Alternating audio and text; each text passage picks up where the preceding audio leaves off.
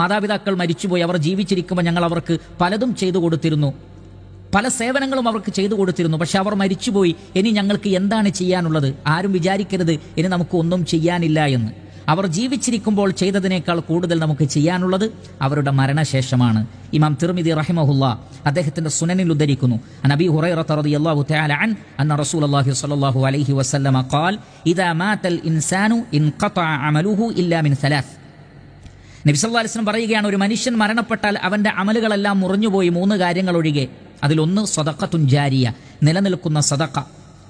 രണ്ടാമത്തേത് വഇൽമുൻ യുൻതഫഉ ബിഹി, ഉപകാരപ്പെടുന്ന അറിവ്. മൂന്നാമത്തേത് വവലദുൻ സാലിഹുൻ യദ്ഉ ലഹു, ഉമ്മാക്ക് വേണ്ടി ഉപ്പാക്ക് വേണ്ടി പ്രാർത്ഥിക്കുന്ന സാലിഹായ ഒരു മകൻ. അതാ മാതാപിതാക്കളുടെ അമലിൽപ്പെട്ടതാണ്, അത് മുറിഞ്ഞു പോകുന്നില്ല എന്നാണ്. നമ്മുടെ ഉമ്മ മരിച്ചു, പക്ഷെ ഉമ്മയുടെ അമൽ ഒരു വിഷയത്തിൽ മുറിഞ്ഞു പോകുന്നില്ല. നമ്മുടെ ഉപ്പ മരണപ്പെട്ടു, പക്ഷെ ഉപ്പയുടെ പ്രവൃത്തി ഒരു വിഷയത്തിൽ മുറിഞ്ഞു പോകുന്നില്ല. അതേതാണ്? സാലിഹീങ്ങളായ മക്കൾ. അവിടെ നോക്കൂ നിങ്ങൾ, വലതുൻ എന്ന് പറഞ്ഞ് നിർത്തിയില്ല, വലതുൻ സാലിഹുൻ, സാലിഹായ ഒരു മകൻ, സാലിഹത്തായ ഒരു മകൾ. അവർ നിലനിൽക്കുന്ന കാലത്തോളം മാതാപിതാക്കൾക്ക് അതിന്റെ നന്മ ലഭിക്കും.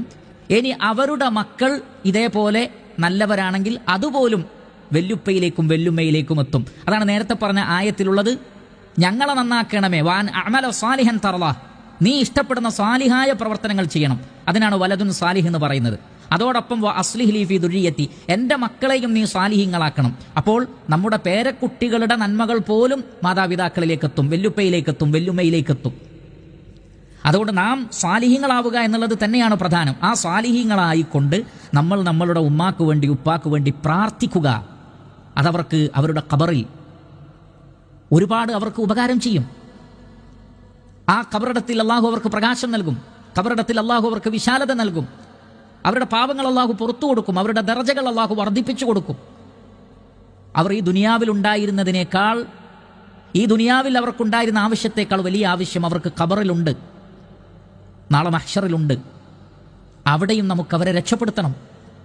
അതിനുള്ള വഴി എന്ന് പറയുന്നത് അവർക്ക് വേണ്ടിയുള്ള ആത്മാർത്ഥമായ പ്രാർത്ഥനയാണ്. അതുകൊണ്ട് അവർ മരിച്ചുപോയി എന്നതുകൊണ്ട് ഇനിയൊന്നും ചെയ്യാനില്ല എന്ന് മക്കളെ, പ്രിയപ്പെട്ട മക്കൾ, ആരും വിചാരിക്കരുത്. ഇനിയാണ് നമുക്ക് ചെയ്യാനുള്ളത്. മറന്നു പോവാതെ റബ്ബിനോട് പ്രാർത്ഥിക്കണം. റബ്ബി ഔസിഅ്നി, പടച്ച റബ്ബേ പ്രേരണ നൽകണേ, ശക്തമായ പ്രേരണ നീ ഓർമ്മപ്പെടുത്തണേ റബ്ബേ.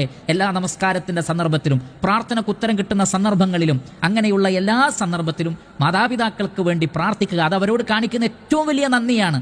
അതിനുള്ള പ്രേരണ കിട്ടാൻ വേണ്ടി റബ്ബിനോട് പ്രാർത്ഥിക്കണം.